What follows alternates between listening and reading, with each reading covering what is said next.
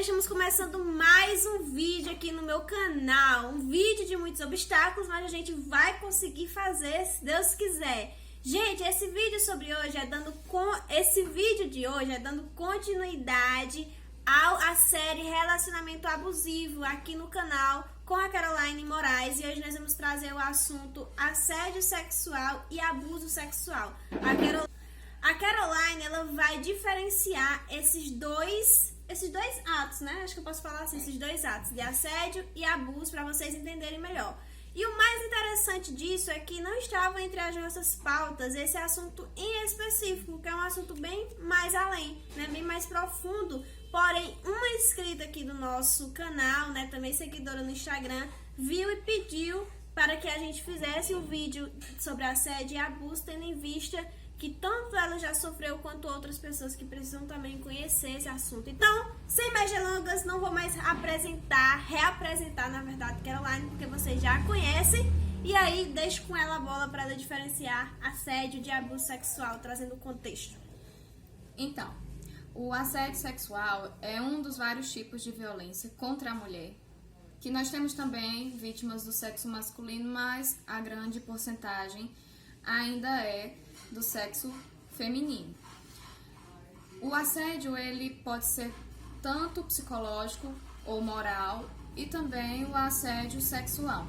O assédio psicológico, ele acontece de forma onde o agressor, o assediador, ele manipula a vítima de forma psicológica para que ela construa crenças de inabilidade, de insuficiência, de incompetência, para que ela se frustre diante dos seus comportamentos.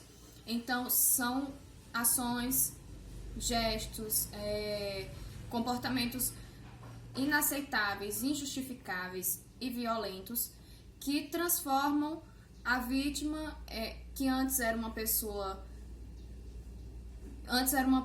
mais ágil no seu trabalho, mais ágil na sua vida, e a transformam em alguém que duvida da sua capacidade, que duvida dos seus feitos. O assédio sexual são comportamentos de caráter sexual, e aí também são ações injustificáveis, inaceitáveis, não são requeridos pela vítima, são questões de caráter hostil, de caráter negativo, que aí atuam sobre a integridade física e psicológica da vítima, para denegrir.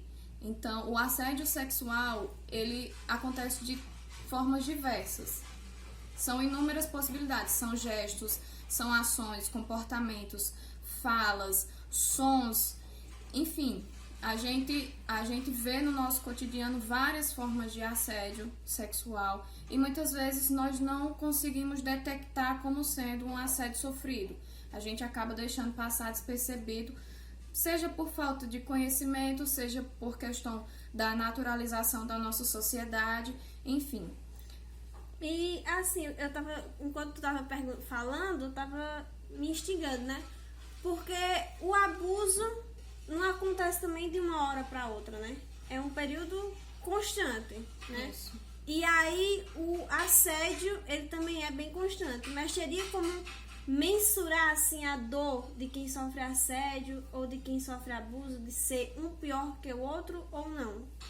A gente não tem como mensurar o que é que foi pior, qual foi o comportamento, qual foi a violência sofrida que foi pior para a vítima, porque tudo causa problemas, tudo pode gerar transtornos, comorbidades. Isso aí vai depender da pessoa em si, de como é que ela consegue se reestruturar, de se ela procurou ajuda ou não, de se ela entendeu que aquilo que ela sofreu foi um assédio, foi uma violência sexual, enfim. Vai depender muito da pessoa em si. Se ela tem já em si mecanismos para se ajudar, para conseguir viver com aquele trauma, entende? Então, é uma questão que não tem como a gente dizer, tal pessoa que sofreu assédio vai lidar melhor com a situação do que uma pessoa que sofreu a violência sexual. É claro que a violência sexual, você fala assim, já gera um impacto muito forte, né?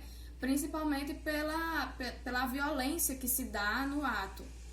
Mas a gente não tem como dizer o que é pior, o que é menos nocivo na vítima, entende? Eu vi um vídeo esses dias, né, de uma moça que estava em um relacionamento manipulador e abusivo, E ela usou uma expressão que eu fiquei pensando, né? Ela chegou a falar a frase, na verdade, estupro psíquico. Será que isso realmente existe? Você está em um relacionamento e está sofrendo um estupro psicológico? Ela deve ter usado essa palavra, esse termo, para expor a gravidade do que ela sofreu, né? Porque é a violação. Ocorreu a violação psicológica, ocorreu a violação no relacionamento. E aí a gente não sabe também se houve a violação sexual no relacionamento, porque muitas pessoas acreditam que um relacionamento afetivo, um relacionamento conjugal, de marido e mulher, de namorado e namorada, não há violência sexual. Mas é aquela questão, se o parceiro, a parceira não quer o ato sexual naquele momento e o outro lhe força, o outro coage você de alguma forma e faz com que aconteça o ato sexual, mesmo sem a sua vontade, você foi vítima, assim, de um estupro. É isso que eu sempre falo nas lives, quando eu participei de uma live sobre machismo estrutural, que tinha muitos homens assistindo aquela live, etc. E é muito, às vezes é muito dói no ser. Eu vou falar aqui no homem, porque homem hétero, né, em uma relação heteronormativa, o homem em si dói nele o fato de você dizer que se você tem um namoro, você é casado, o que for, com uma mulher, e você fez relação sexual com ela sem o querer dela, ela só fez aquilo pra satisfazer o cara, porque é dito que isso é o papel dela, né, dito pela sociedade, ele dói ouvir isso.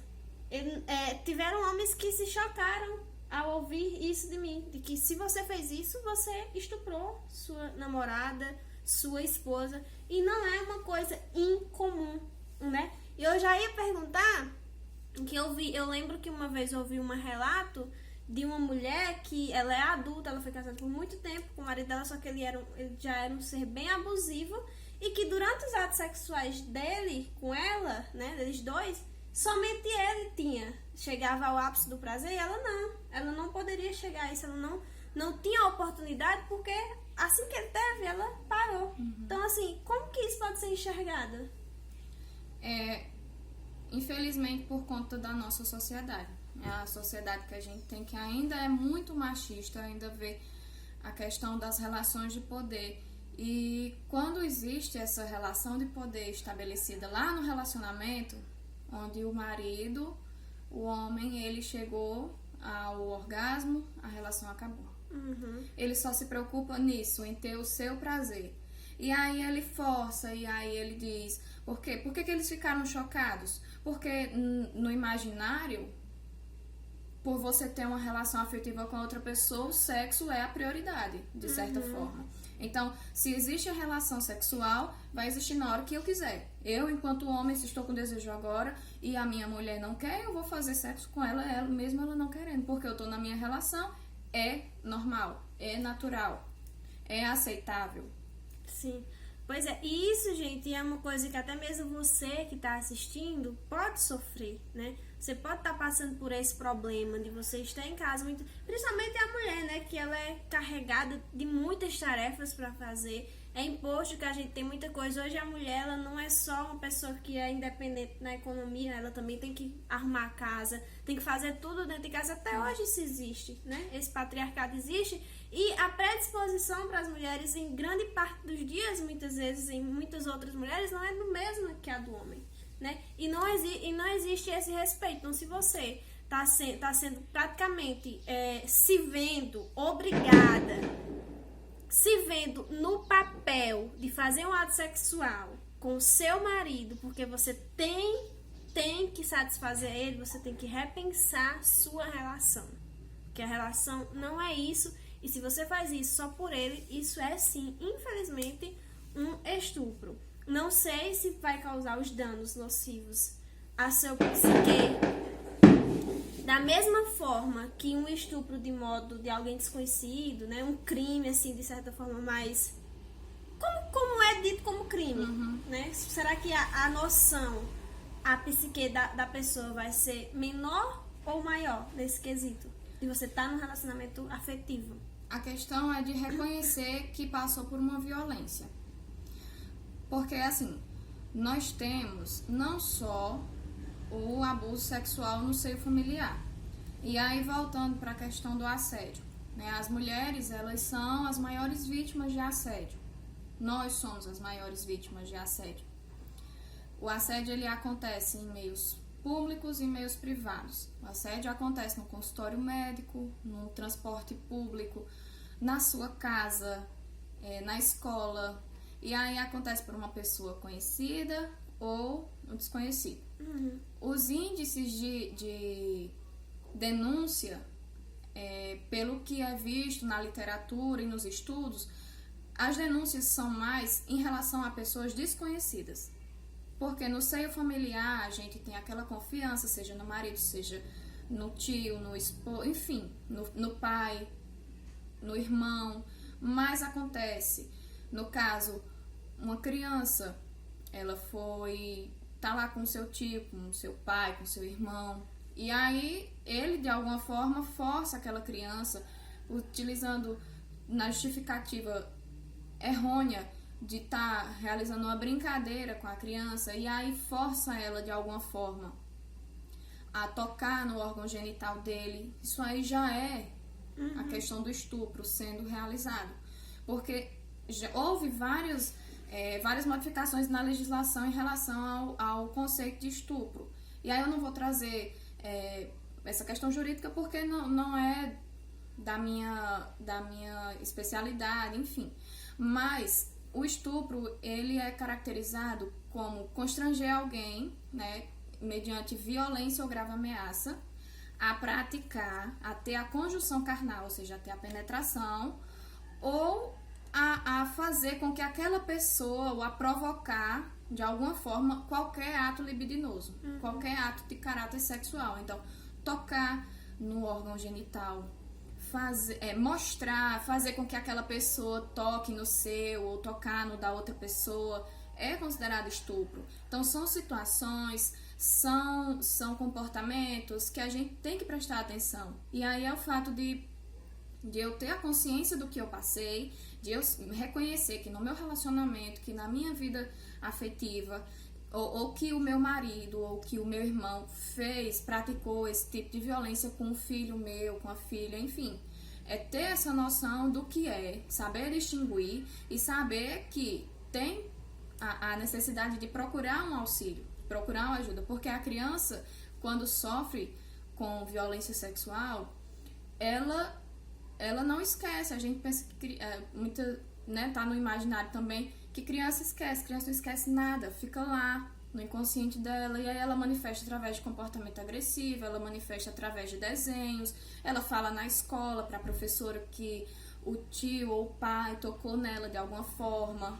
Ela, quando chega na adolescência, nessas fases já de conhecimento de relacionamento sexual, etc., já pode até mesmo sentir medo do próprio sexo, né? Sentir medo de se relacionar com outra pessoa. Sim, isso aí também não é só para as crianças, para as pessoas, para os adultos também, que para a mulher que sofreu com abuso sexual, também gera esse tipo de problema, né? Também pode designar, gerar em transtorno de estresse pós-traumático, que é a revivência constante do trauma através de pesadelos, através de episódios de flashbacks que ficam frequentemente na mente da pessoa.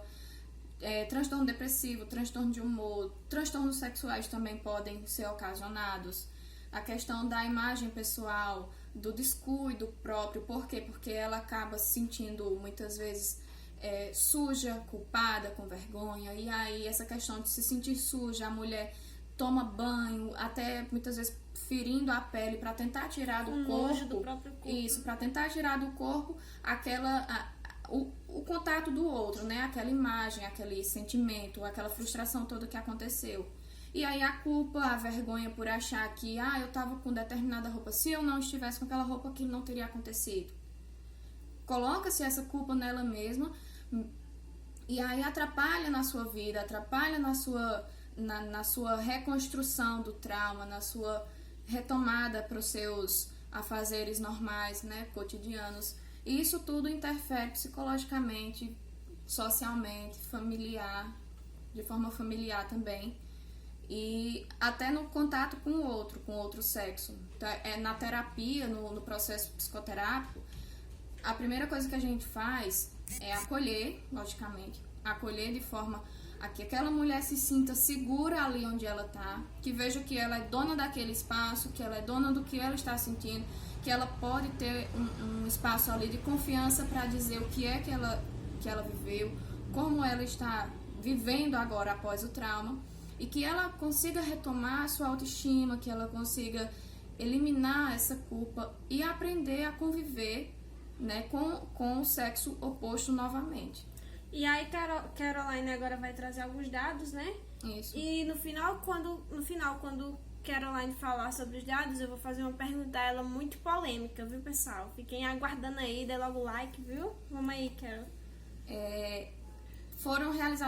São realizadas várias pesquisas sobre a temática. Em 2019, fevereiro de 2019, foi realizado um levantamento de dados sobre a violência sexual contra a mulher nos transportes. E aí foi realizado pelo Instituto Patrícia Galvão e pelo Instituto Locomotiva, com apoio da Uber, com 1.081 mulheres. Esse estudo, ele, no geral, foi detectado que a questão do assédio é uma realidade muito presente, né, em todas as mulheres. 71% das mulheres que participaram do estudo afirmaram que conhecem alguma outra mulher que já passou por uma situação de abuso. E 97% desse total afirma que já passou por assédio no transporte, seja transporte público ou seja transporte privado. Também em 2019, um levantamento do Datafolha, que foi feito com base no ano de 2018, e aí saiu no ano de 2019, viu que nos últimos tempos, entre 2018 e 2019, 1,6 milhão de mulheres foram espancadas ou sofreram tentativa de estrangulamento aqui no Brasil. 22 milhões de brasileiras passaram por algum tipo de assédio. E a realidade dentro de casa não foi diferente, não foi das melhores possíveis.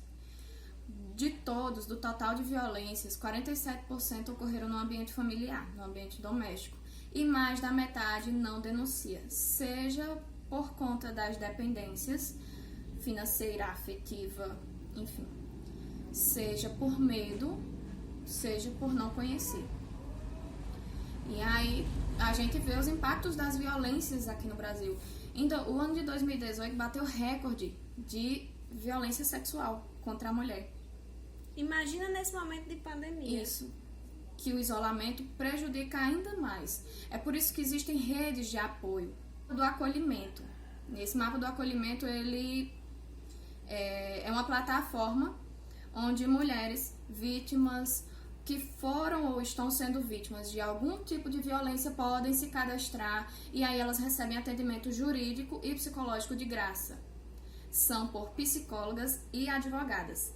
Então é um grupo de mulheres para ajudar mulheres, de profissionais, mulheres para ajudar mulheres que foram vítimas ou que ainda estão sendo vítimas. E é da internet, você se cadastra na sua região, se tiver algum profissional cadastrado, ele vai ser acionado e vai ter todo o sigilo possível, com horário marcado, para auxiliar, com horário marcado e todos os protocolos, né, estabelecidos dos conselhos de ética para auxiliar a mulher naquele momento. Então, se você que estiver assistindo, que estiver passando por algum tipo de violência ou que já passou, quiser apoio, quiser uma assistência jurídica ou psicológica e for da região, né, de qualquer região que seja, o mapa do acolhimento é para o Brasil todo, então, independente da região, você pode se cadastrar no site e um profissional da área, ele vai ser acionado para te ajudar, que estiver também cadastrado no site. Então, gente, é importante que vocês saibam que existem essas redes de apoio, mas é importante também entender que é preciso a denúncia legitimada em um órgão público, no Ministério Público, na Delegacia da Mulher, que eu sei o quanto é difícil falar, principalmente porque grandes partes das nossas delegacias das mulheres são comandadas, chefiadas, no caso, por homens, por delegados. Então a gente tem que ter essa coragem de denunciar, mas a gente também entende, a gente compreende o quanto seja difícil. Já é complicado você falar para uma amiga, para a mãe que sofreu um assédio ou sofreu um abuso, dirá para um outro homem, né? Por isso que é tão importante que as mulheres ocupem cada vez mais espaço na nossa sociedade, principalmente nesse quesito de lugar de fala. E aí, diante de tudo, eu quero também perguntar a Caroline se mulheres estupram e se homens, meninos, são estuprados. Tanto homens quanto mulheres podem ser vítimas e podem ser agressores. Nossa realidade machista, né? Então a gente tem ainda os maiores índices de violência contra a mulher. Então as maiores vítimas são as mulheres, mas nós temos meninos, adolescentes, jovens que também são vítimas de assédio, de abuso, de estupro, enfim. Todo mundo pode ser vítima, todo mundo está passível a um dia sofrer, né, com esses comportamentos, com essas atitudes injustificadas que muitas mulheres e a grande maioria das mulheres passa.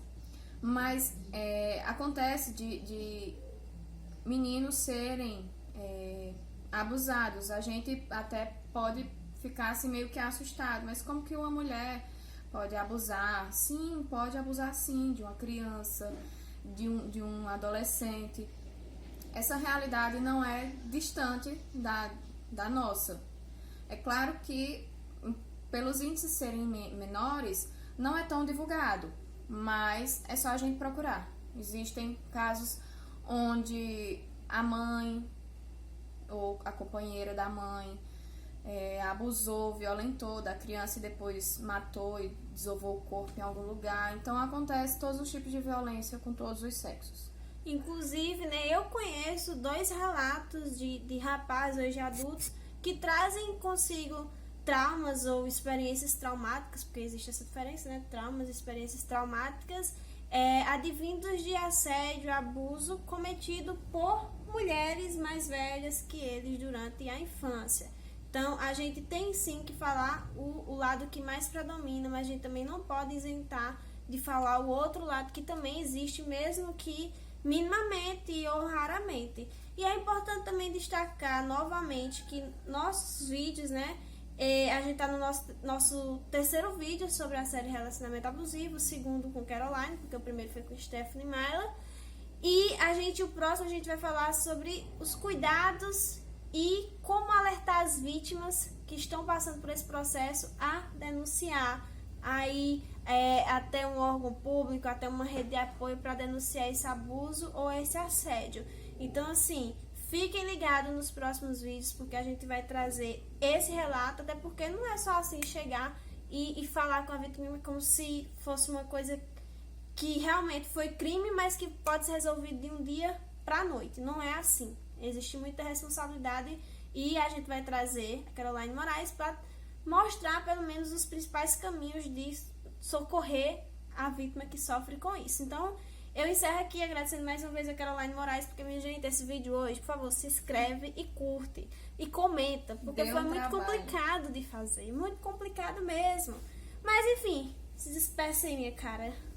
Só pra acrescentar, você falou da questão do trauma. Todo trauma advém de uma experiência. Então, não é que existe uma diferença entre trauma e experiência traumática, entendeu? Todo trauma advém de uma experiência. Então, logicamente, que aquele trauma vai ser revivido através da experiência passada que você teve. Sim. E, no mais, é isso. Assistam, compartilhem se você conhece ou se você foi vítima ou está sendo vítima de algum tipo de violência. A gente espera que esse vídeo sirva para que você reconheça e entenda a necessidade também da procura da ajuda, né? Que você não é culpada de nada do que está acontecendo, que você tem como ter um apoio, tem profissionais, tem órgãos, que a gente vai falar daqui a pouco mais sobre isso, e vamos trabalhar no seu empoderamento. Com certeza, gente. E é isso, qualquer coisa, chama a gente no Instagram, vou colocar aqui na descrição o da Caroline Moraes, e o meu você já conhece. E é isso, até o próximo vídeo. Um beijo Tchau. E tchau.